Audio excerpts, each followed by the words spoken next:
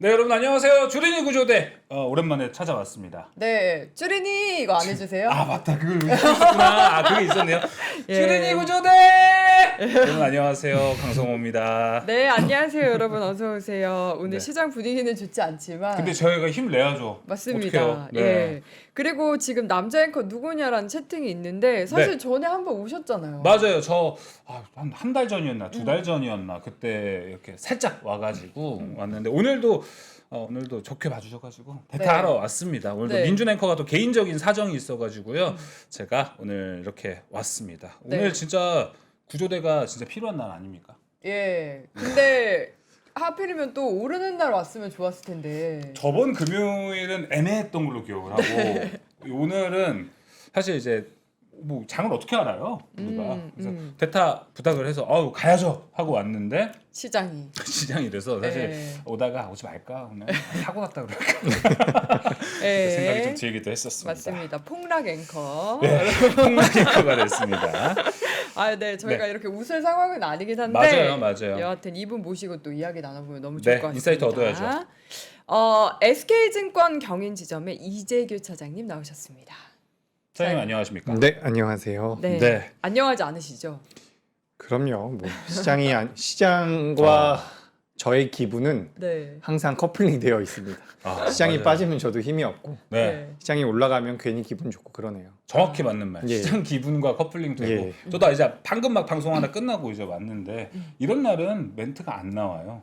너무 잘하시는데요, 그런 거 네? 지금? 아니 너무 쏠쏠이지 않습니까, 제가 차장님? 오늘 처음 잘하죠. 네, 네. 처음 오는 자리니까 잘하셔서. 네. 그런 게 없지 않아 있습니다. 네. 뭐라도 열심히 해야 되는 아, 그런 예, 건데. 예. 시장 얘기 이제 좀 해보겠습니다. 네. 사장님, 오늘 그러니까 하도 이제 사이드카가 매일매일 뭐 걸리고 이러다 보니까 잘 몰랐는데 오늘 10거래일 연속 사이드카였다면서요? 맞아요. 우리나라 증시가 만들어지고 나서 사이드카가 한 100번 정도 올렸다라고 하거든요. 네, 근데 올해에 한 40번 정도 나왔다고 해요. 40번. 40번. 야, 그러니까 2000년 이후인지 우리나라가 생기고 난 이후인지는 제가 명확하게 기억이 안 나는데 어쨌든 올해의 변동성이 너무나도 크죠. 그래서 이 변동성이 큰 것 때문에 저는 사실 살짝 걱정이 되긴 해요. 우리가 이제 뭐 반도체 이야기도 뭐 좀 이따 해보겠지만 반도체가 굉장히 가파르게 올라갔죠. 그렇기 때문에 밀려 내려왔을 때 반발 매수도 좀 강하게 나올 것 같은데 반대로 하락도 조금 더 깊어질 수도 있지 않을까라는 우려가 있어가지고 정말요? 그러니까 제가 이게 네. 어제 좀 걱정이 되더라고요. 우리가 어제 좋았잖아요. 알파벳이 실적을 내놓고 나서 네. 사실 우리가 굉장히 기다렸었던 내용들이 나왔다라고 저는 생각을 하거든요. 근데 어제 보면 삼성전자 같은 경우는 그래도 괜찮았는데 SK 하이닉스 같은 경우는 넥스트레이드에서는 괜찮았지만 본장에는 약간 약했거든요. 네. 그 전날의 캔들을 넘겨 놓지를 못했어요. 그래서 이게 좀 찝찝하다 했는데 오늘 이렇게 좀 밀려 내려오니까 기술적으로는 지금 좀 좋아 보이진 않습니다. 그래서 그게 좀 걱정이 되고 네. 사실 어제까지 개인 투자자들은 매도를 했고 그 외국인들이 매수를 해주면서 수급적인 부분에 대해서 좋아지고 있다, 양호해지고 있다라는 말씀도 드렸고 그렇게 생각을 했는데 오늘 이제 또 개인 투자자분들께서 엄청나게 많이 매수를 했더라고요. 네. 이거는 주가에는 좋은 소식은 아니기 때문에 이런 것도 좀 걱정이 됩니다. 갑자기 걱정이 된다고 하네요. 개미가 사는 날은 오르는 거 아니다. 지지난 주에도 제가 똑같이 말씀드렸던 것 같아요. 예. 예. 왜요? 저도 개미지만 네. 우리가 통계적으로 봤을 때는 개인 투자자가 매수하는 게 그렇게 시장에 좋진 않아요. 그래요? 네. 이게 걱정이 되는 거는 사실 우리가 지금 막 코스피 이만큼 그 불과 두 달 전에 막 엄청나게 올라갔었을 때는 개인들의 매수세로 올라간 거 맞아요. 아닙니까? 근데 지금은 뭐 외국인이 이제 좀 주체가 되고 손바뀜이 나타났다라고 하는 건데 개인에서 수급을 올리는 거랑 이제 외국인 주체로 바뀌는 거잖아요. 그죠. 그건 무슨 차이가 있는 겁니까? 일단 외국인들이 매수를 하게 되면 우리처럼 개인 투자자처럼 저처럼 이제 심리가 왔다 갔다 하는 게 덜하죠. 그러니까 외국인들 같은 경우는 뭐 이번 달 말까지 얼마 정도로 집행할 것이고 네. 이만큼을 삼성전자나 SK하이닉스에 대해서 아니면 대한민국 증시에 대해서 매수를 할 것이다라는 알고리즘이 돌아가는 것이기 때문에 감정적인 부분들이 많이 배제가 되고 그 금액 자체가 굉장히 크다면 시장 자체가 안정적으로 흘러간다라는 거죠. 우리 같은 경우는 저 같은 경우도 이제 심리적인 부분에 대한 영향을 많이 받기 때문에 자고 일어났는데 갑자기 좋은 내용이 나오면 아침에 쭉 몰려 들어갔다가 네. 갑자기 안 좋은 내용 나오면 쭉 매도를 하고 이런 것들이 줄어든다라는 겁니다. 그러니까 기본적으로 이제 안정적인 수급이 만들어지는 것은 기관들과 외국인들의 수급 이렇게 좀 생각을 하고 있고 제가 이제 예전에 삼성전자랑 SK하이닉스 많이 올라갈 때 이런 주장을 혼자 있었어요. 네. 삼성전자와 SK하이닉스의 고점은 개인 투자자분들께서 매수를 하다가 외국인들이 받아주면서 더 올라가고 거기서 다시 한번 개인 투자자가 받아주면 끝날 것 같다. 그게 틀렸죠 제가. 틀린 거예요. 그러니까 거기서 이제 밀려 내려온 거죠. 밀려 내려온 상태인데 어쨌든 여기서 외국인들이 다시 받아주면 한 번 더 랠리는 나올 가능성이 높다. 이렇게 좀 생각을 하고 있습니다. 근데 이거는 되게 주린이 같은 생각일 수 있는데 저는 그래도 좀 전에는 너무 이유 없이 계속 막 흘러내릴 땐 되게 불안했는데 오히려 차라리 지정학적 리스크 때문에 빠진다라고 생각하면 네. 개인들이 이때 잘 매수한 건 아니에요? 그렇게 볼 수는 없는 상황이에요. 지난 3월부터 시작해가지고 3월 그쵸, 아니 지정학적 최근만 리스크 해도 거치고. 계속 그때 말고 그러니까 최근에 몇 주는 되게 이유 없이 그냥 고점에서 빠졌잖아요. 그렇죠. 반도체가 특히 그땐 되게 오히려 답답했는데 지금은 어쨌든 뭔가 트럼프 리스크 때문에 빠진 거니까 요거 괜찮아지면 또 올라올 수도 있지 않을까라는 생각이 들기도 해서요. 그죠. 아닌가요? 그냥 어쨌든 빠지면 싫습니다. 저는 빠지면 너무 싫은데 네. 일단 기본적으로 말씀하셨던 것처럼 네. 근데 오늘 다른 나라 증시는 이렇게 많이 안 빠졌어요. 아 그래요? 오늘 그러니까 K가 한 그죠. 2%? 2% 정도 빠졌고 다른 나라 증시들이 많이 안 빠졌다라는 것을 감안하면 오늘도 우리나라 시장이 많이 밀렸다라는 거고 네. 오늘 우리나라 시장이 많이 밀렸다라는 것은 우리나라만의 이벤트가 좀 있지 않나. 그건 뭐 항상 이야기 많이 하시고 계시겠지만 레버리지 때문이라고 저는 생각을 하거든요. 오늘도 그랬다고 보세요? 오늘도 그랬다라고 생각을 하고 이게 제가 이제 회사에서 일을 하고 있으면 레버리지를 매수해달라는 연락을 정말 많이 받아요. 지금도 그래요? 지금도 그렇습니다. 지금도 그렇고 여전히 매수를 원하는 분들이 굉장히 많이 계시고 제가 지난 시간에도 비슷한 말씀 드렸던 것 같은데 이 레버리지에서 손실이 나면 다른 걸로 만회하겠다라는 생각이 잘 안 들어요. 그러기 힘드니까. 내가 2배짜리로 손실이 났기 때문에 이걸로 만회를 하겠다라는 생각이 들거든요. 다른 걸 매도해서 이쪽으로 넘어가는 거죠. 그래서 이게 저는 약간 물풍선 같다라는 표현을 많이 하거든요. 레버리지 쪽에 대한 물량이 계속 들어가면 풍선이 이렇게 커지다가 네. 밑으로 터질 수 있다. 사실 저는 어제까지만 놓고 봤을 때는 좀 개선되지 않았나라는 생각이 들었는데 오늘 이제 또 이렇게 마무리가 되니까 굉장히 걱정이 되네요. 다만 저는 큰 흐름에서는 우상향이 맞을 것 같은데 한 번 정도는 무서운 조정이 나올 수도 있을 것 같아서 네. 신용이라든지 이런 것들은 사용하지 않았으면 좋겠다. 지금은 또- 이렇게 좀 보고 있습니다. 야, 이거 한 번 더 우리가 대비를 일단 해야 되는 거기는 한데 지금 사실 어제 시장 분위기가 너무 좋았잖아요. 근데 저는 오늘 이렇게 하락하는 걸 보니까 그러니까 어제 시장에서는 차장님 제가 느꼈을 때는 이제 그 소위 말하는 변동성 좀 줄어들고 네, 맞아요. 쏠림 이제 좀 덜 가고 다양한 종목도 오르나 보다 이런 네. 생각이 좀 들었는데 아니 하루 만에 옛날 5% 막 이렇게 빠져버리니까 아직 끝날려면 멀었나 이런 생각도 좀 들었어요. 저도요. 저도 지금 우리가 코스피도 잠깐 보면은 네. 어제까지 했을 때 4거래일째 반등이 나온 걸로 알고 있거든요. 제가 차트 여기 보여드리면 여기서부터 어떻게 보면 저점이 나왔던 거죠. 여기 보시면은 여기 저점이 나왔으니까 하루 이틀 3일 4일 정도 반등이 나온 거고 코스닥 같은 경우는 3거래일 정도 반등이 나왔었거든요. 요렇게. 네. 근데 오늘 이렇게 밀려버리면 다시 한번 걱정이 되는 건 맞습니다. 다만 이제 거래대금 같은 경우는 크게 늘진 않았다라는 것이 다행이지만 네. 어쨌든 어제까지 우리가 시장을 놓고 봤을 때 오늘도 사실 좀 그렇긴 해요. 오늘 뭐 코스피에서 삼성바이오로직스라든지 뭐 방산주들도 좀 강세를 보였었던 것 같고 어제 같은 경우는 2차 전지도 좀 올라왔고요. 신재생에너지 쪽도 올라오고 있는데 이거는 어쨌든 확산이 되고 있는 건 맞는 것 같습니다. 네. 아까 전에 말씀하셨던 것처럼 이제 좀 확산이 되는 구간에 들어갔다라고 생각을 했는데 오늘 나온 이 하락이 다시 한번 그걸 싹 밀어버리는 건지 그게 없던 일로 만들 것인지 그 여부는 뭐 다음 주에 좀 봐야 되지 않을까라는 생각이 들어요. 사실 내일 아침에 딱 일어났는데 마이크론이라든지 샌디스크라든지 SK하이닉스 ADR이 어떻게 움직였는지가 또 굉장히 중요할 것 같거든요. 이들이 많이 안 밀린다라고 한다면 지금 제가 말씀드리는 현재 시점에 미 선물은 올라가고 있거든요. 네. 만약에 내일 새벽에 마감된 미증시가 잘 마무리가 됐고 뭐 네. 인텔도 많이 올라와서 마무리가 되면 다음 주 우리나라 시장 또 사이드카 나올 수 있습니다. 매수 사이드카. 아, 근데 여전히 좀 불확실하고 불안정한 건 맞는 것 같아요. 어렵습니다. 그리고 저는 차장님 이제 얘기를 들으면서 걱정이 됐던 게 사실은 이제 레버리지 물량 개인들이 많이 털었다라고 저희가 어제까지만 해도 얘기를 했던 것 같거든요. 뉴스보다 봤던 것 같은데. 그쵸? 네, 맞아. 75% 정도. 근데 여전히 지금 또 지점에서는 주문하는 사람들이 많다고 하고 이러니까 실제로 좀 현장에서 분위기는 어떻게 느껴지세요? 예전보다는 확실히 삼성전자와 SK하이닉스에 대한 공격적인 매수세는 덜해요. 근데 매수를 하려는 분들은 네. 레버리지를 여전히 많이 선택합니다. 어. 그래서 저는 그게 사실 수급적으로 가장 불안한 거예요. 사실 삼성전자와 SK하이닉스에 대해서 오늘 뭐 장중에 여러 뭐 찌라시도 돌았다라고 하더라고요. 모건 스탠리 쪽에서 네. 뭐 무슨 이야기가 나왔다 여러 가지 이야기들이 있었는데 기본적으로 저는 투심도 많이 훼손이 되어 있고 투심이 훼손된 상태에서 수급이 꼬이면 낙폭이 우리가 생각했던 것보다 많이 나올 수 있다라고 보여지거든요.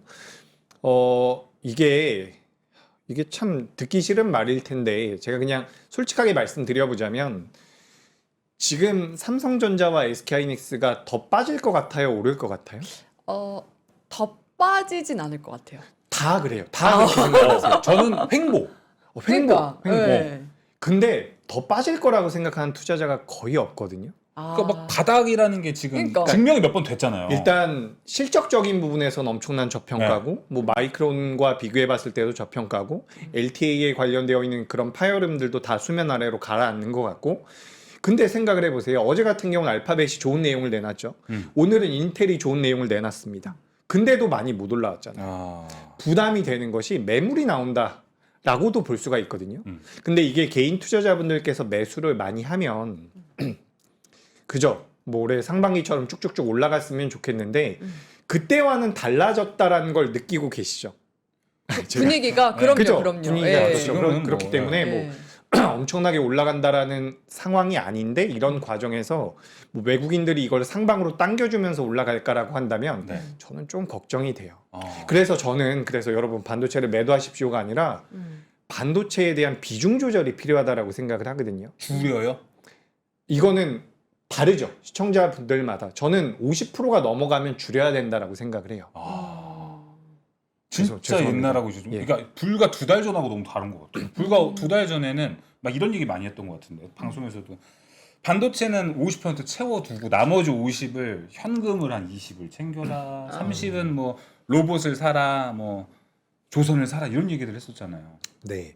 근데 사실 우리나라 시장의 전체적인 규모에서 반도체를 고려해 보면 예. 50%를 넘게 가져가는 게 일반적이라고 보실 수가 있거든요. 근데 제가 말씀드리고자 하는 것은 너무 맹목적인 믿음을 갖는 것은 위험하다라는 말씀을 드리고 싶고 예전만큼 공격적으로 매수하겠다라는 물량도 없지만 예. 참 이게 주가라는 게 그렇더라고요. 제가 어쨌든 제가 2002년부터 주식을 했거든요. 월드컵. 2002년 그때는 이제 뭣도 모르고 했었죠. 뭣도 모르고 했었는데 그때부터 주식을 하면서 많이 느끼는 게 다수가 원하는 대로는 잘 안 되더라고요. 너무 다수가 원하는 대로는 잘 안 된다. 근데 이게 결국 끝까지 안 된다라는 게 아니라 중간에 고비가 있다라는 거죠. 그런 변동성이 좀 나올 수 있다. 저는 그렇게 좀 생각을 하고 있고 그래서 뭐 당국에서도 예탁금을 상향하겠다 레버리지 쪽에 대해서 네. 이런 이야기들이 나오는데 그러니까 제가 오늘 굉장히 좀 되게 무서웠어요. 장 초반부터 우리나라 삼성전자, SK하이닉스에 대한 개인 투자자들의 순매수가 예. 너무 많이 잡혀서 오히려 이게 좀 안 잡혔다면 저는 좀 더 갑니다라고 말씀을 드렸을 텐데 이렇게 되면 좀 봐야 될 것 같아요. 근데 참 이게 아이러니한 것 같습니다. 오늘 보시면 매크로도 많이 안 좋아졌거든요. 네. 네. 매크로가 많이 안 좋아졌는데 개인 투자자분들께서 삼성전자와 SK하이닉스를 매수한다라는 것은 매크로에 대해서 관심이 별로 없다라는 것도 맞아요. 그렇게 된다면 어쨌든 두 종목만 보고 간다라는 거거든요. 결국엔 반도체를 보고 가는 건데 이게 지금 너무 강하게 믿고 있는 것 같다.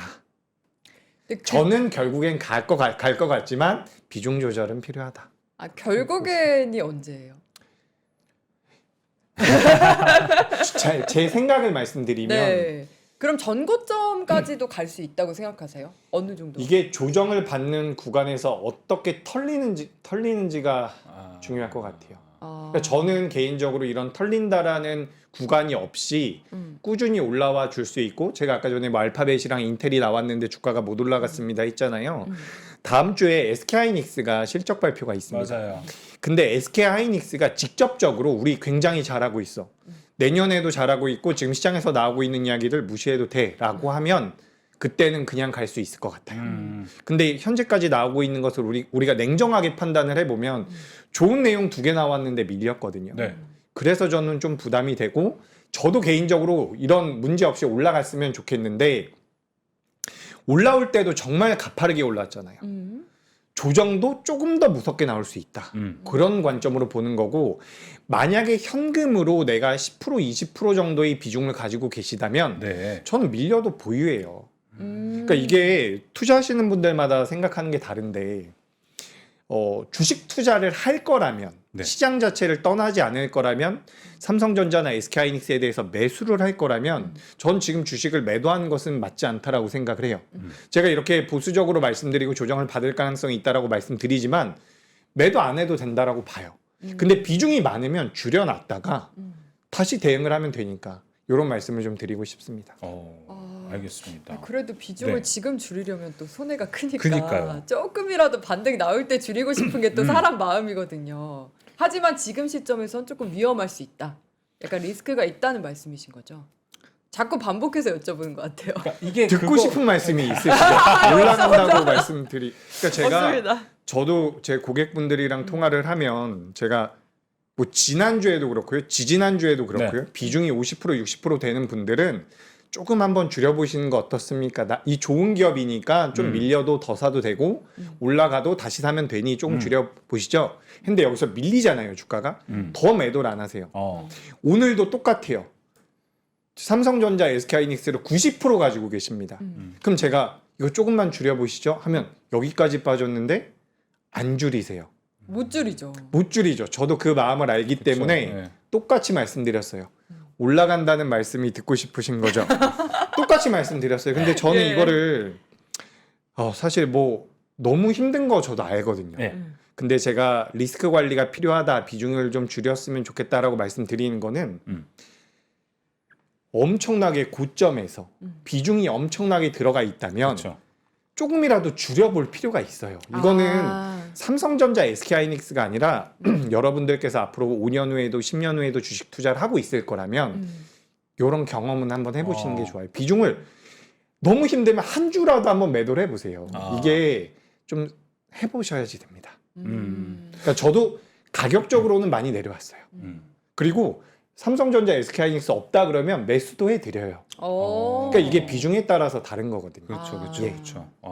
저도 이거 보면서 근데 요새 조금 고민이 되는 거는 이게 아까 말씀을 사장님이 해주셨는데 다 알잖아요. 올라가는 스토리들.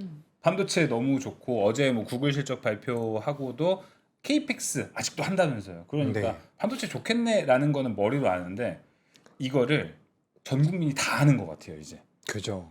그러니까 이게 호재가 나만 알아야 진짜 좋은 호재가 될 때가 있잖아요. 그죠. 근데 이 호재를 지금 채팅창에도 다- 많은 분들 다 와 아세요. 계시는데 다 다 알잖아요. 근데 저는 그래서 이게 호재가 아닌 것 같다라고 해서 정말 센티로만 움직이는 것 같다는 생각이 들더라고요. 맞아요. 그러니까 이게 엄청 좋아요. 뭐 이 기업들 아니, 엄청 숫자가 좋죠. 말이 안 돼요. 숫자가 숫자. 말이 안 되는 사기예요, 숫자고. 이거. 뭐 아까 전에 사이드카 같은 경우도 올해 엄청나게 많이 나왔다라는 것처럼 이런 변동성이라든지 삼성전자와 SK하이닉스가 만들어낼 수 있는 실적을 기반으로 한다면 이건 말도 안 돼요.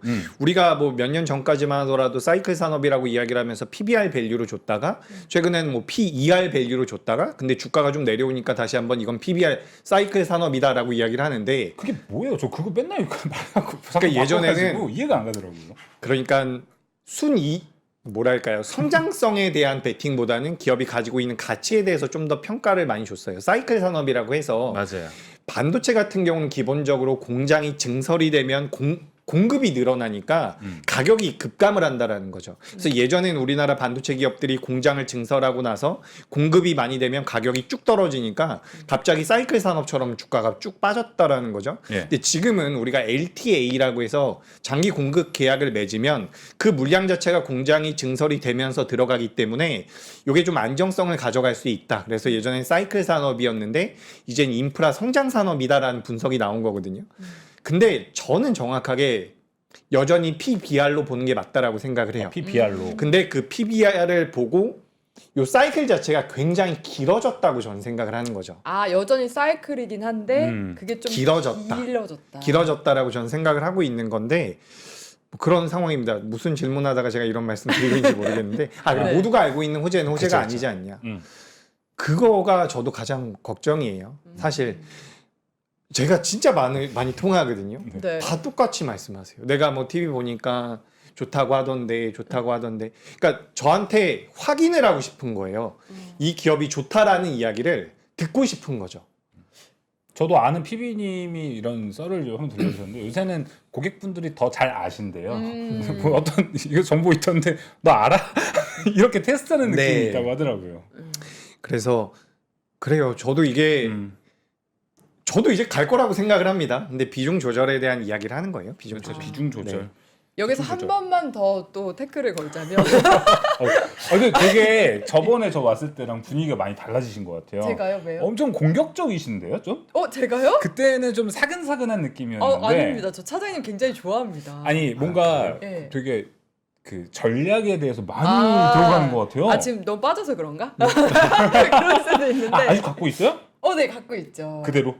아니요 비중은 좀 제가 그 사이에 저는 이제 못 들으셨겠지만 4848을 좀 되게 많이 해가지고 제가 지지난주 최고다. 왔을 때 와. 220만 원이라 그랬는데 지금은 어느 정도세요? 지금은 이제 좀 많이 팔고 되게 조금 들고 있어서 평단은 192만 원.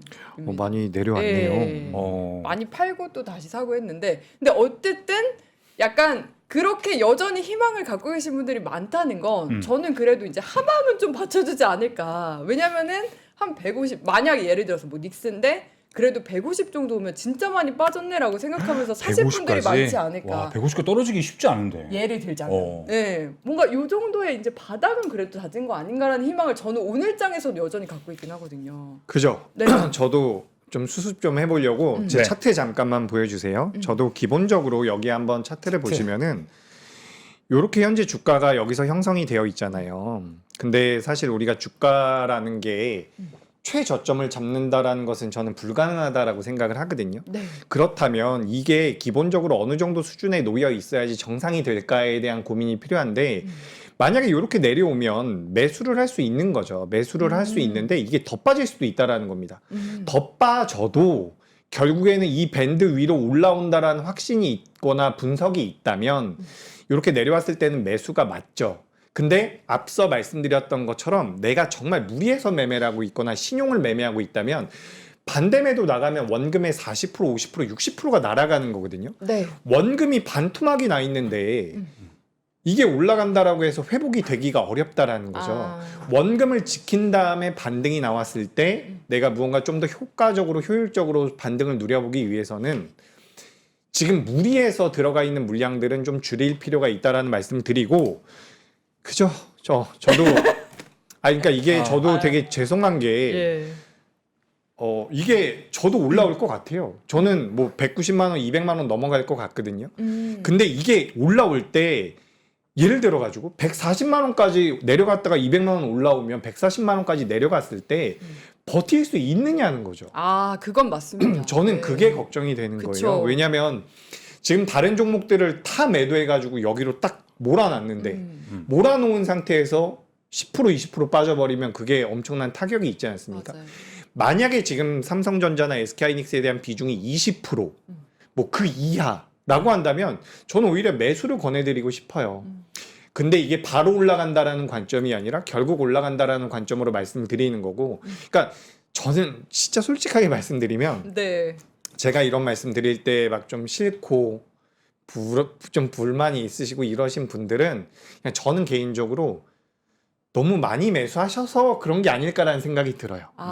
그러니까 예를 들어서 한 10% 20% 보유하고 계시면 아 그래 제가 하는 말도 좀 일리가 있네라고 생각을 하실 것 같은데 내가 한 80% 90% 가지고 있으면 듣기 싫죠. 본인 보유하고 있는 종목이 빠질 수도 있다라고 이야기를 하는데 근데 저도 기본적으로 저도 이제 3프로에 나오면서 개인 코너가 있는데 개인 네. 코너에서 삼성전자와 SK하이닉스 없으면 매수하셔도 됩니다라는 말씀을 많이 드리거든요. 네. 네. 근데 비중이 많다면 이게 좀 그렇습니다. 네. 어. 저희가 25분 동안 무려 차장님을 괴롭혔습니다. 네, 맞아요. 아니에요. 계속 오늘 똑같은 질문을 계속 바꿔가지고. 아 제가 공격적인 질문 진짜 오늘. 아 그랬나요? 그때랑 뭔가 사뭇 다른 느낌이 좀 있었습니다. 예, 예. 너무 또 깊이 빠졌나 봅니다. 너무 좋아요, 너무 좋아요. 국장에 예. 지금. 네. 패널 자리를 옮기라고 채팅창에 올라와 있더라고요. 아니요, 그거는 너무 이제 날카로운 질문. 재미로 또 그렇게 얘기해 주시는 거고. 네네네. 그 코스닥 얘기도 살짝 AS 해주시면 좋을 것 같아요. 코스닥. 네, 사실 코스닥에 대한 희망을 우리가 좀 버리지 말자라는 얘기를 차장님이 좀 많이 해주셨거든요. 저도 코스닥 맞아요. 그런 얘기 많이 했었어요. 네, 그래요? 그때 와서 코스닥 많이 가지고 있다고. 저 그때 계좌 깠잖아요. 네. 계좌 공개를 했었어요. 그래요? 아까 여기 주린이 구조대 원래는 방송에서 공개 안 하잖아요, 잘. 네. 근데 여기 와서 이제 해라, 뭐 어떠냐라고 얘기를 해서 코스닥 많이 그래요? 갖고 계시더라고요. 저 ABL 바이오 주주입니다. 아 그래요? 네. 제가 아는 어떤 진행자도 ABL 바이오 가지고 있던데 차장님은 바이오맨.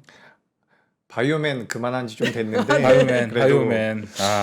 제가 그 기억이 나는 게 제가 주린이 구조대를 매번 하는 게 아니라서 네. 2주에 한 번씩 나오거든요. 근데 맞아요. 지난번에 그 명앵커랑 했을 때 코스피가 8,000포인트였고 네. 코스닥이 800포인트였어요. 좋았을 때네요. 그래서 10,000포인트 가냐 1,000포인트 가냐라고 이야기했다가 제가 답변을 빨리 못 해가지고 그때도 한번 혼났었는데 기억납니다. 예, 그래서 제가 코스닥에 대해 코스닥이 좀 더 빠르지 않겠습니까라는 말씀을 드렸었거든요. 근데 이제 코스닥 같은 경우는 어제는 그래도 제약바이오가 좀 올라왔고 그제는 또 로봇주들이 올라왔어요. 맞아요. 근데 우리가 이거를 제가 항상 말씀드리지만 코스피의 시가총액을 고려해 본다면 코스닥을 더 많이 가져가는 것은 굉장히 위험합니다. 네. 근데 저는 개인적으로 하반기는 종목별 장세가 나올 가능성이 높다라고 생각을 하거든요. 네.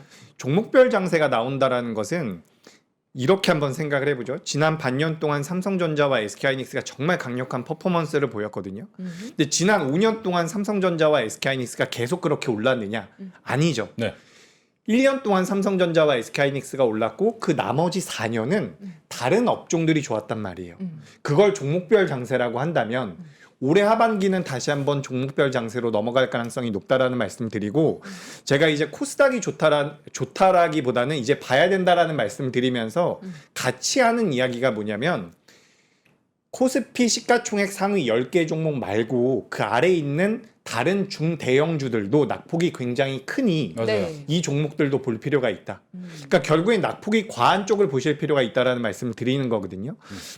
기업들은 제가 예전에도 똑같이 설명드렸던 것 같은데 저는 비트코인을 잘 모릅니다.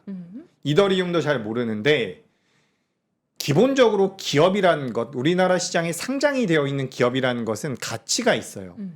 무형자산도 있고 유형자산도 있고 이들이 가지고 있는 특허도 있고 직원들도 있죠.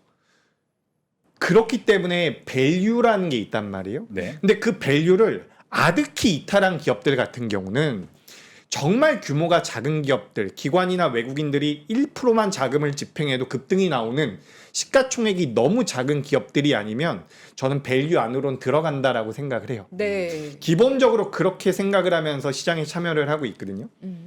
그렇다라고 한다면 조선주, 방산, 원전, 화장품 이런 것들 엄청나게 밀린 거는 저는 올라갈 가능성이 높다라고 봐요. 그게 그렇게 말씀드린다라고 해서 삼성전자와 SK하이닉스와 반도체가 못 올라간다라는 의미가 아니라 하반기 때는 예. 조금 상반기와는 다를 수 있다. 여러분 그거 아시는지 모르겠는데 코스피에도 규모가 작은 기업들이 있어요. 코스피의 중소형주들이 코스닥 기업들보다 더 빠졌대요. 그러니까 완전히 자금이 다 몰린 거거든요. 네. 그러니까 이제 우리가 시장에 참여를 하면서 여러 가지 생각도 하고 저 사람 이야기도 들어보고 이 사람 이야기도 들어봐야 되는데 제가 이제 코스닥을 이야기하는 이유는 사실 주식 투자를 오래 하셨던 분들은 그래도 코스닥 많이 하시거든요. 네. 바이오 같은 것도 좋아하시고 변동성이 많이 나오니까. 맞아요. 근데 뭐 지난 반년 같은 경우는 택도 없었죠. 정말 처참한데 그래도 올해 하반기는 좀 보실 필요가 있지 않을까 그런 생각이 전 듭니다. 정말로. 그러니까 저도 거기서 근거를 하나 생각해 보자면은 아까 레버리지 이야기 우리 했었잖아요. 레버리지 ETF. 근데 얼마 전에 나온 기사를 보니까 개인 투자자들이 이제 마진콜이 있을 거니까 이 코스닥에 있는 걸 팔고 레버리지를 더 샀대요. 그러니까 돈을 넣는 거죠. 그러니까 네. 더 쏠림이 계속 지속이 되는 거고 여기 코스닥은 그만큼 떨어지는 거죠. 근데 이제 규제가 좀 더 강화가 된대잖아요. 이것도 그죠. 시간도 31일 일주일 뒤로 땡긴다고는 하는데 네. 이거 효과 있을 것 같으세요? 예탁금을 3천만 원으로 늘린다라는 거거든요. 그러니까 우리가 과거에는 1,000만 원만 있으면 됐어요. 네. 근데 주식이 800만 원 있고 현금이 200만 원 있어도 이걸 1,000만 원이라고 계산을 해줬는데 이제는 현금이 3천만 원이 있어야 된다라는 거거든요. 저는 일단 효과는 있을 것 같은데 기본적으로 이 레버리지에 대한 시장이 부담을 많이 느끼고 있는데 이게 좀 정상화되기 위해서는 결국에는 시간이 걸릴 거라고 생각을 해요. 지금 우리가 레버리지 쪽에 대한 AUM이라 그래서 자금이 많이 들어왔다가 많이 줄기는 했거든요. 네. 근데 오늘도 이제 많이 늘어났을 거라고 저는 생각이 드는데 이게 좀 시간이 걸리지 않을까라는 생각을 하고 있고 코스닥은 제가 이것도 며칠 전에 말씀드렸다고 한번 욕을 바가지로 먹었는데 예. 이건 한번 계산을 해보세요. 코스피는 엄청나게 올라가다가 조정을 받았고 코스닥은 밀리다가 더 빠졌기 때문에 이건 완전히 몹쓸 시장이잖아요. 아 진짜요. 저도 이제 회사에 있으면 여기저기서 막 욕이 들려요. 막 이거 코스닥을 하라는 거냐 말라는 거냐. 왜냐면 진짜로. 다 이제 똑같은 저랑 똑같은 일을 하고 계시니까. 근데 지난 한 달 동안 코스피보다 코스닥이 덜 빠졌어요. 한 달만 딱 놓고 보면. 네, 지난 한 달 동안 덜 더 이상 빠졌어요. 뺄 게 없는 거 아닙니까? 그쵸, 바로 그거예요. 네. 그래서 제가 말씀드리는 요점은 코스닥이 밸류가 엄청나게 저렴하기 때문에 여기서 막 우상향을 해가지고 엄청난 랠리를 보일 겁니다. 이런 게 아니라 너무 많이 밀렸다라는 거죠. 그렇죠. 지금 지난 한 달 동안 코스피 시가총액 상위 10개 종목 중에서 상승한 기업이 2개 있거든요. 네. 하나는 KB금융, KB금융. 하나는 삼성바이오로직스입니다. 네. 아하. 한방. 그리고 이제 시가총액 1, 2, 3, 4, 5위권 중에서 삼성전기가 30% 정도 하락이 나왔고 코스닥의 알테오젠 같은 경우는 마이너스 10% 이 정도 수준이에요. 그래서 2차 전지 쪽은 많이 밀린 부분들이 있긴 한데 제가 그 자료를 준비한다는 게 못했는데 지난 한 달만 놓고 보면 그렇다라는 거죠. 한 달만. 그 전까지 하면 이제 코스피가 훨씬 더 월등히 좋은데 네. 그러니까 이런 거예요. 예를 들어서 우리가 수급을 분석을 할 때도 열흘 중에서 10일 중에서 8일 동안 외국인들이 매도를 합니다. 예를 들어서. 네. 근데 갑자기 10일 중에서 8일 동안 매도를 하고 있었던 외국인들이 10일 중에서 이틀만 매도를 하는 거예요. 그럼 무언가 좀 바뀐 거잖아요. 그렇죠. 그러다가 또 10일 중에서 한 5일은 매수를 하고 그럼 무언가 바뀌는 거잖아요. 이런 흐름들이 나오고 있다. 지금 코스닥 같은 경우는 제가 파악하기로는 코로나 때만큼 밀렸어요. 코로나 이상일걸요? 그러니까 코스피는 코로나 때보다 안 밀렸는데 네. 코스닥은 더 밀린 걸로 알고 있어요. 아, 저도. 네. 그렇다라는 것은 코스닥 그 코로나 터졌을 때 어느 정도 수준이었냐면 저기 사채하는 쪽에서도 자금이 융통이 안 될 정도로 급락이 네. 나왔거든요. 근데 그때보다 종합주가지수가 많이 밀렸다라는 것은 저는 너무 많이 밀렸다라고 생각을 하는 거죠. 네. 그래서 이게 뭐 밸류적인 측면이나 그래서 여러분 코스닥을 막 몰빵하십시오 이거 절대 아니고 네. 관심을 가져보자는 거죠. 그러니까 제가 많이 느끼는 게 뭐냐면 네이버나 카카오나 누구나 알만한 기업들 말고 주식 투자를 하는 사람들은 알만한 대형주들이 꽤 많거든요. 뭐 예를 들어가지고 LG 이노텍 이런 거 그냥 밖에 돌아다니다 보면 그런 기업 있는지 잘 몰라요. 네. 근데 주식 투자하는 분들은 알거든요. 아 주린이 지금 무시하시는 겁니까? 주린이가 아니라 주식을 안 하는 분들. 아예 안 하는 분들. 주식 안 하는 분들이 대덕전자가 뭔지 주성 엔지니어링이 모르죠. 뭔지 모르시죠. 네. 근데 그렇게 무슨 말씀드리잖아요. 죄송해요. 비어들어가지고. 네. 예. 다시 뭐 잡아볼까요? 그러면 좀 코스닥은 그래서 제가 아까부터 좀 채팅창도 내산내밤님께서 더 이상 뺄 게 없지만 올릴 것도 없다. 코스닥에 대해서 이야기를 해주신 거예요. 근데 제가 봤을 때는 이제 많이 빠진 건 너무 공감이긴 한데 아직은 좀 기다려야 될 것 같습니다. 그래서 왜냐하면 네. 코스닥 얘기했더니 1,000분이 나가셨어요. 아이고, 아 진짜요? 예. 아 안 되겠네. 아직은 코스닥 듣고 싶지도 않다. 이런 여론을 좀 그러면은 느꼈습니다. 이건 뭐 네. 어떻게 봐야 될까요? 두 분 다 궁금한 거는 네. 지금 만약에 산다면은 이거 너무 답정론가? 삼성전자 하이닉스 대 많이 빠진 코스닥. 코스닥은 지수를 사는 거예요. 그러면 지금 똑같은 거의 똑같은 질문인 것 같아요. 삼전닉스인가요? 그래도? 그러니까 이러면은 삼전닉스가 대답이 나오면 아 코스닥은 여전히 매력이 안 된다라고 좀 생각이 들 것 같기도 해요. 주식 투자를 왜 하는지 한번 생각을 해보세요. 저는 기본적으로 저는 초과 수익을 노리기 위해서 주식 투자를 하거든요. 초과 수익. 그러니까 예적금 정도의 수익을 원하거나 시장 정도의 수익을 원해서 주식 투자를 하진 않아요. 저는 개인적으로. 근데 우리가 상반기 같은 경우는 삼성전자와 SK하이닉스의 주가 흐름이 정말 탄력적이었기 때문에 사실 삼성전자와 SK하이닉스가 없는 펀드 매니저들은 시장 수익률의 절반도 못 따라갔습니다. 제가 이제 저희 회사와 연계가 되어 있는 운용사라든지 자문사들의 뭐 상반기 수익률을 보면 그냥 삼성전자랑 SK하이닉스 몰빵한 분들이 월등히 수익이 좋아요. 예. 자산 운용사고 나발이고 수익률 절대 못 따라가거든요. 와. 네. 근데 우리가 냉정하게 생각을 해보자고요. 지난 10년 동안 그런 적이 있었나? 있었겠죠. 없었다라는 말씀을 전 드리고 싶은 그쵸. 거예요. 그래서 지난 반년과는 다른 시장, 어떻게 보면 과거와는 비슷한 시장이 만들어진다면 많이 올라올 수 있는 쪽, 아까 전에 그랬잖아요. 코스닥이 올라갈 이유가 없다. 근데 이거는 굉장히 논리적인 말씀이거든요. 우리 그래요? 시청자분들께서 그 댓글을 달아주신 거죠. 논리적이다. 논리적이죠. 코스닥이 올라갈 이유가 뭐가 있습니까? 2025년도에 작년에 코스닥에 상장되어 있는 전체 기업의 전체 영업이익이 10조 내외예요. 삼성전자, SK하이닉스가 몇십 조씩, 몇백 조씩 벌어가고 있는데 모든 기업을 더한 기업의 영업이익이 10조가 안 되거든요. 그럼 이게 논리적으로 코스닥이 올라갑니다라고 말하면 틀리죠. 근데 주식시장이 논리로 가지가 않아요. 네. 맞아요. 뭐로 가냐면 저는 개인적으로 수급으로 간다고 생각을 해요. 수급으로 간다. 어딘가에서 큰 수익을 낸 자금들이 거기서 빠져나오면 네. 또 많이 갈 수 있는 쪽이 어디가 있을까 해서 넘어간다라고 저는 생각을 하거든요. 그래서 뭐 삼성전자, SK하이닉스 올라올 때 리밸런싱 한다라고 해서 외국인들 나갔다가 주가가 내려왔으니까 최근에 다시 들어오는 것 같기도 하고 너무 반가운데 그동안 뭐 엔터라든지 이런 데는 아예 못 갔잖아요. 그래서 예. 얘들이 쭉쭉쭉 간다라는 건 아니지만 대반등 정도만 나온다라고 해도 상승률은 꽤 나오지 않을까. 그래서 제가 개인 방송에서 이런 말씀을 드렸어요. 시기적으로 빨리 올라가는 종목들 그리고 지금 내가 계좌에서 뭐 혹은 시장에 참여를 하면서 만족감을 느끼고 싶으면 반도체를 하셔야 됩니다. 네. 거래 대금이 이렇게 붙고 있는데 올라가면 사이드카 걸린단 말이에요. 맞아요. 이런 거 하시는 게 맞아요. 근데 얼마나 올라갈지에 대한 고민을 한다면 저는 낙폭 과대요. 그리고 계속해서 코스닥에 대해서 말씀을 해주시는데 코스닥뿐만 아니라 코스피 중소형주들도 마찬가지입니다.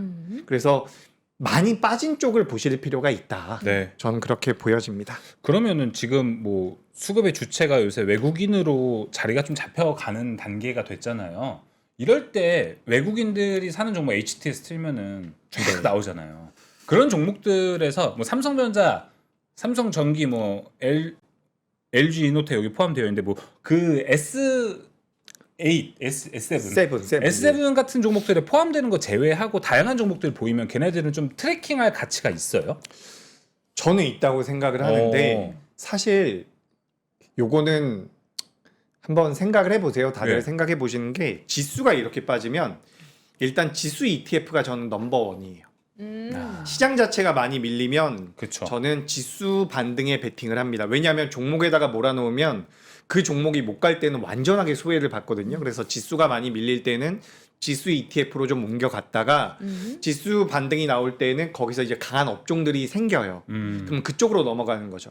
근데 우리나라는 사실 명백해요. 반도체가 주도 섹터인 것은 맞기 때문에 자금이 들어오고 시장이 반등이 나온다는 것. 또 반대로 생각을 해도 똑같습니다. 시장이 반등이 나온다는 것은 반도체가 올라온다는 거거든요. 네. 근데 일단은 ETF로서 지수의 반등을 누려보고 그 다음에 주도 섹터가 만들어질 가능성이 높다. 근데 그 주도 섹터가 나왔을 때 삼성전자와 SK하이닉스가 20% 올라갈 때 HD 현대중공업이 25% 올라갈 수 있다. 저는 그렇게 생각을 하는 거죠. 워낙에 많이 밀렸었기 때문에. 네. 죄송합니다. 네. 아 오늘 너무 방해를 하네 제가 찾아가. 제가 너무 이상한 소리 하니까 재채기까지 하시고. 아닙니다. 예. 네. 확실히 외국인이 수급을 좀 잡고 있어가지고. 예. 근데 저도 막 돌아다니면서 봤던 거는 네. 외국인이 이제 수급을 잡으면은 박스권일 가능성이 상당히 높다라는 이야기를 많이 하더라고요. 막 외국인이 들어왔으니까 이제 막 와 올라가자 막 이러면서 올라가는 게 아니고 오히려 이렇게 좀 사이에서 편하게 움직인다. 그래서 상단 하단을 잘 잡으라는 얘기를 하더라고요. 지수 투자 얘기해 주셨으니까 네. 그것도 들어봤겠네요. 그러면. 일단은 뭐 참 이게 지금도 넥스트레이드에서 계속 개인 투자자 순매수가 잡히고 있는데 네. 이게 제가 그러니까 얼마 전에 깜짝 놀랐다니까요. 개인이 매도하는 게 왜 좋냐라는 댓글이 막 달리더라고요. 개인이 매도하는 게 왜 좋냐? 개인이 매도한 거는 역사상 안 좋았습니다. 역사적으로. 기관이랑 외국인들이 매수를 하는 게 좋았고 예. 아까 전에 말씀드린 것처럼 안정적인 수급이 만들어지니까 네. 그리고 이제 외국인들이 들어오는 게 잘 생각을 하셔야 돼요. 여러분 우리가 듣고 싶은 것만 들으면 안 되거든요. 제가 이제 개인 코너 할 때는 이런 거 좋아요. 방송이 끊길까봐 네. 말을 계속하는데 이제 두 분이 계셔서 제가 좀 생각을 하면서 말씀을 드릴 수가 있는데 네. 잘 생각을 하셔야 돼요. 외국인 투자자는 주가가 예를 들어서 삼성전자가 저는 올라갈 것 같아요. 근데 30만 원에서 10만 원이 되잖아요. 네. 얘들이 손실이 날까요? 수익이 날까요? 삼성전자라는 주식을 통해서는 손실이 나겠지만 얘들은 파생이 있단 말이에요. 파생해서 수익이 납니다. 거기서 나는 수익이 더 커요. 이거는 무슨 이야기를 하고 싶은 거냐면 얘들은 우리처럼 급하지 않아요. 그래서 종목을 계속해서 모아가고 개인 투자자분들께서 힘들어서 지쳐 나갈 때까지 놔두고 거기서 한 번 더 밀어버리고 잘 생각을 해보세요. 10,000원짜리 주식이 있다라고 한번 해봐요. 네. 10,000원짜리 주식이 있는데 예를 들어서 지금 121선에 딱 지지를 받고 있다라고 한번 해보겠습니다. 네. 근데 121 이동평균선을 딱 이탈을 하면 무언가 좀 매도를 해야 될 것 같잖아요. 근데 거기서 악재가 딱 터졌어요. 네. 외국인들은 거기서 매도를 때려버립니다. 네. 10,000원에서 9,000원까지 빠진다라고 한번 가정을 해봐요. 그럼 9,000원까지 내려오는 주가를 보는 개인 투자자분들은 어떨까요? 투매를 합니다. 10% 이상 빠졌다. 그럼 8,000원까지 내려가겠죠. 네. 외국인들이 또 매도를 해요. 그럼 7,000원까지 내려가다가 또 개인 투자자들의 투매가 나온다는 거죠. 그럼 여기 5,000원이 됐을 때 개인 투자자가 사느냐 기관이나 외국인들이 사느냐 네. 여기에 대한 고민을 해보세요. 외국인들은 10,000원에 매도라고 8,000원에 매도를 해서 5,000원에 삽니다. 얘들은 급하지 않은 거예요. 근데 여기서 털려버리고 내가 신용을 쓰고 매수를 써가지고 원금에 대한 손실이 나버리면 밀려 내려왔을 때 개인들은 버틸 수가 없어요. 그러니까 이게 굉장히 더러운 이야기인데 제가 걱정이 돼서 말씀을 드리는 네. 거예요. 이걸 너무 순진하게 생각을 하시고 그러니까 외국인들은 우리처럼 급하지 않아요. 시간을 두면서 매집을 하고 올라갈 듯 빼고 올라갈 듯 빼고 올라갈 듯 빼면서 올라가면 이제 개인 투자자분들은 털리고 이런 경우가 굉장히 많거든요. 그래서 이 방송을 보시는 분들 중에서 나는 뭐 몇 년 동안 놔둘 거야 한다면 지금 제가 말씀드리는 내용 하나 소용없습니다. 네. 저 뭐라는 거야 하고 덮으셔도 돼요. 네. 근데 이제 내가 좀 매매를 하고 시장에 좀 적극적으로 참여를 하고 있다면 제가 네. 말씀드린 내용도 한 번 정도는 고민을 해보시면 도움이 될 네. 것 같습니다. 네, 맞습니다, 진짜 여러분. 너무 맞는 말. 털리지 않으려면 네. 털 정리를 미리미리 잘 하셔야 됩니다. 우와 대박이다. 네. 그래서 저희가 가져온 오늘의 면도기. 광고입니다. 네. 면도기인데 사실 저는 이걸 써본 적이 없어서 그래요? 네, 안 써봤어요, 아직. 그래요? 네, 그래서 저는 뭐 맨날 하니까 네. 사실 면적이 너무 나가지고요. 네. 이거 전기 면도기네요. 한번 소개를 해주시면 좋을 것 같습니다. 네, 알겠습니다. 자, 한번 볼까요, 이제? 자, 전기 면도기는 일단은 저는 전기 면도기를 들고 사실 다니는 편입니다. 들고 휴대를 해요? 네, 저는 왜 오. 그러냐면 너무 많아요, 면적이. 네, 거의 저는 그 소위 말하는 그 구렛나루타고 이어져 있습니다. 근데 남자분들이 그거 부러워하신다던데? 이거요? 네, 쫙 연결되는 털. 그러니까 저도 나중에 나이 들면은 할아버지 네. 되고 이걸 같이 이어서 쭉 가보고 싶은 그런 욕심은 있는데, 네. 근데 지금 이제 현직으로 일하는 입장에서는 여간 그렇죠. 힘든 게 아닙니다. 저도 수염이 되게 많이 사장님도 나요. 면적이 좀 많이 있어 보이시는데 제가 봤을 때. 그니까요. 그 예전에 명행코랑 할 때 네. 저도 면도기 요거 하나 들어왔으면 좋겠다. 저도 저도 수염이 되게 많이 나요. 와. 많이 나시는 분들은 아침에 깎아도 오후쯤 되면 이렇게 약간 네. 보소서. 맞아요. 저는 예전에 방송 되게 많을 때에는 네. 출근할 때 면도기 가지고 갔어요. 아 맞아요. 그 무조건 저녁에 입니다. 한번 그리고 하고. 막 이제 미팅이 있거나 하면은 예. 무조건 한번 밀고 가야 되거든요. 네, 맞아요. 그렇기 때문에 남자들은 진짜 이런 전기 면도기가 거의 필수라고 할 수 있고 칼 면도기를 가끔 쓰기는 해요. 네. 근데 아시다시피 피부에 진짜 안 좋거든요. 저는 네. 피칠갑 합니다. 피칠갑. 아 그렇구나. 진짜 그 피칠갑을 그럴 때 맞아요. 그때 네. 하는 건데 저도 처음에 이제 면도한 지 뭐 10년이 뭐야? 엄청 예. 오래됐잖아요. 예. 여기 피가 많이 나가지고 사실 가까이서 보시잖아요. 여기 피부가 진짜 안 좋잖아요. 조심한 예, 아. 것 같은데. 아니에요. 여기 피부가 막 빨간 게 많이 나고 네. 입 주변에도 저처럼 고민하시는 분들 많을 것 같아요. 근데 전기면도기 쓰면 일단 피부 쪽에서는 걱정이 없다라는 게 진짜 큰 장점입니다. 네, 그래서 저희가 준비를 해봤습니다. 네. 독일의 5인원 면도기라고 읽어도 되나요? 5in1. 아, 네. 5in1. 5in1 5in1. 네. 면도기 최초로 네. 57,000원으로 저희가 준비를 해봤습니다. 예.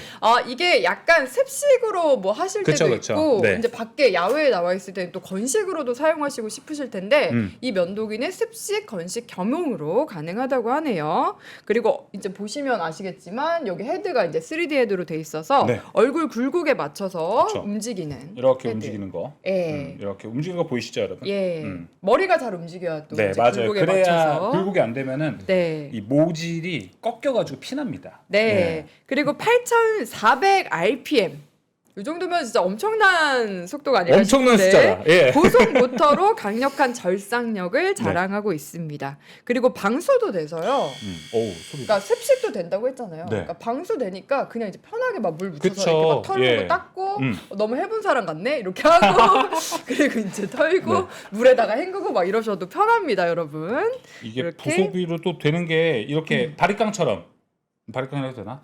예, 그럼요. 예. 음. 그거 뭐죠, 이제 그게? 트리머, 트리머. 예, 트리머. 트리머라고 할 수 있죠. 트리머도 같이 이렇게 붙어 있는 게 부속이 상당히 많아요. 네, 맞아요. 예, 그래서 이제 집에서 이거 혼자 하시는 분들 꽤 많은 거 아세요, 남자분들? 모르죠. 이제 남자분들은 집에서 가끔 내가 너무 뭐 구렛나루 좀 긴 거 같다 하면은 저도 가끔 여기다 이거 달고 이렇게 구렛나루 정리를 좀 할 때가 있어요. 트리밍 하는 거구나. 네, 맞아요. 네. 그럴 때가 있어가지고 아주 편하게 쓸 수 있을 것 같습니다. 맞습니다. 이렇게 충전기부터 시작해서 지금 저희 하단에 밑에도 보이실 거예요. 5가지 종류로 옵션을 바꿔가면서 쓰실 수 있습니다.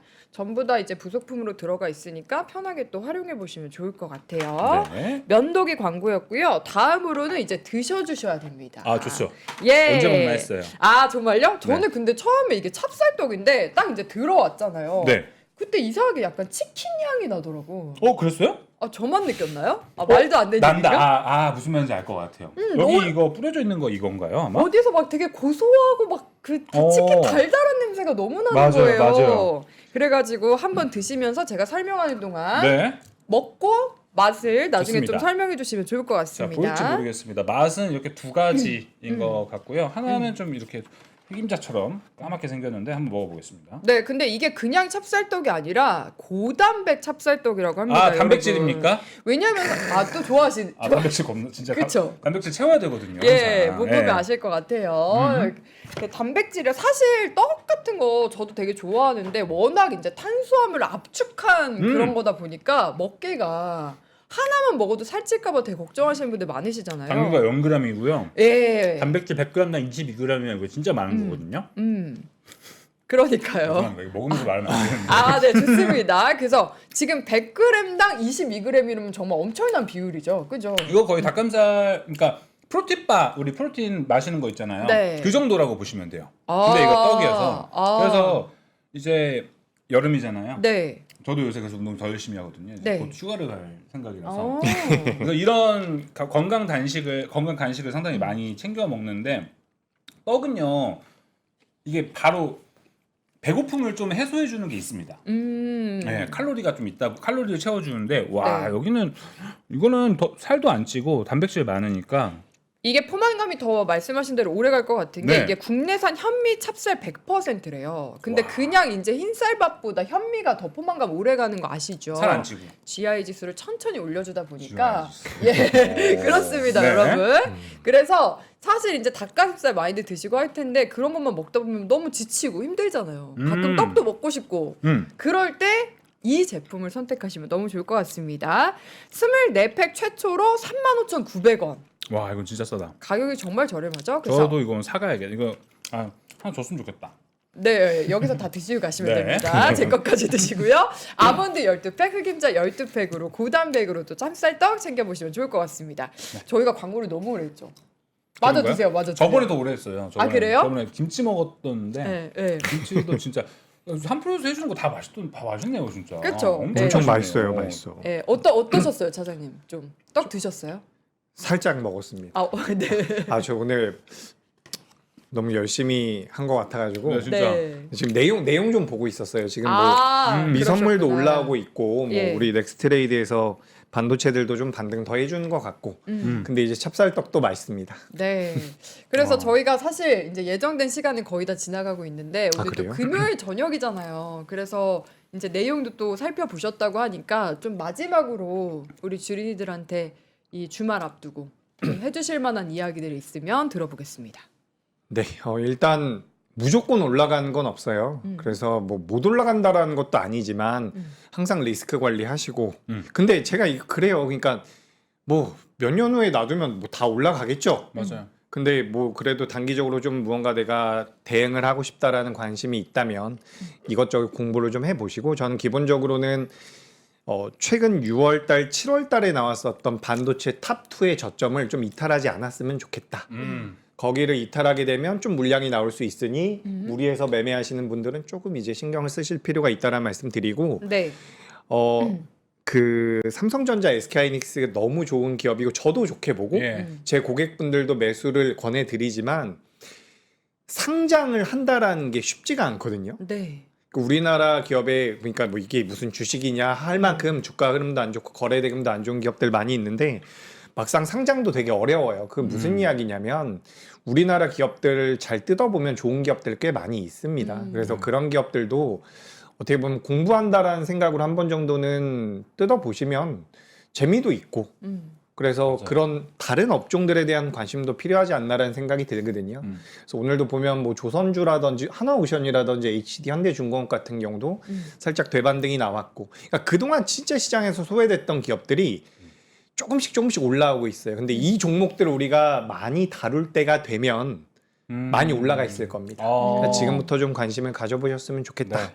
이런 말씀을 드려봅니다. 지금 사실 이렇게 좀 힘들 때 억지로 이 산업을 공부하게 되는 때가 좀 있잖아요. 아, 네. 저는 안 해봤습니다. 아, 그렇습니까? 예, 저 주린이라서. 내가 갖고 있는 종목도 이렇게 빠지는데 예. 억지로 공부가 되잖아요. 아. 이게 이래서 안 오르는구나, 저래서 안 오르는구나. 그래서 최근에 제가 그래서 배운 거는 시장 뭐 수급엔 답이 없구나. 예, 이런 맞아요. 생각이 좀 들기도 했습니다. 근데 이럴 때 사실 이제 공부하면 남줍니까, 사장님? 맞아요. 공부를 해보면 참 주말간에 내가 이쪽은 한번 공부해봤으면 좋겠다. 뭐 어떤 게 있습니까, 혹시? 제약바이오는 말씀을 안 드리겠고요. 제약바이오가 진짜 제가 애널리스트들 우리나라에서 날고긴다는 분들을 거의 다 만나봤는데 그거 네. 공부해도 너무 어려워요, 용어가. 그분들도 정말 죽으려 그러세요. 이게 이렇게까지 안 될 일이냐.